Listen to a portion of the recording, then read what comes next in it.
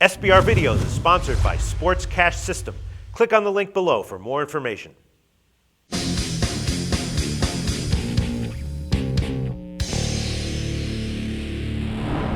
Hi, welcome to SBR Forum Videos. I'm Peter Loshak. We're previewing Week 15 in college football, and we're talking right now with Joe Duffy from OffshoreInsiders.com, who takes a ton of games with us every week, but that's actually a good thing because they tend to be more winners than losers. Joe, thanks for being back with us.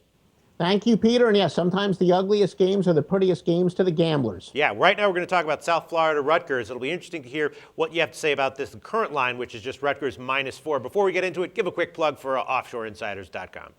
OffshoreInsiders.com, one of the few handicappers where I trace my roots back to the 1980s. My picks have been public since 1988 on the score phones, and now you can get them at OffshoreInsiders.com. Great overall year in football. Okay, South Florida at Rutgers. Rutgers is right now a 4-point home favorite, and when this line came out, it opened at about 7.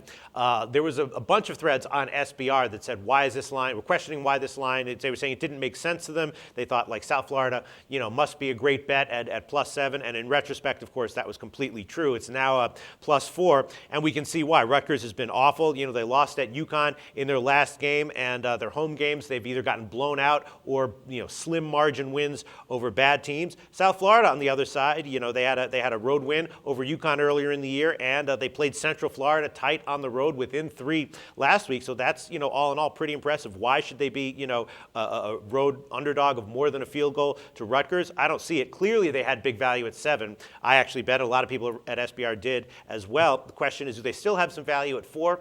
I have to think so. What do you think, Joe?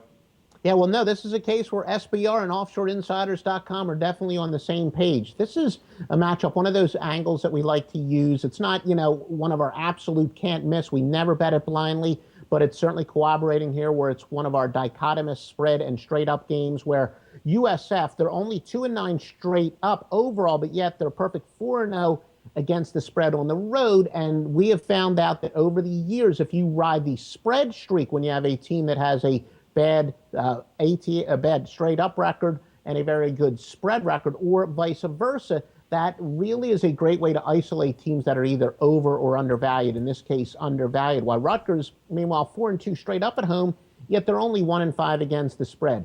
Rutgers has really been thin by transfers and injuries. They're already calling for their coach's head there. Things are just looking absolutely terrible for them.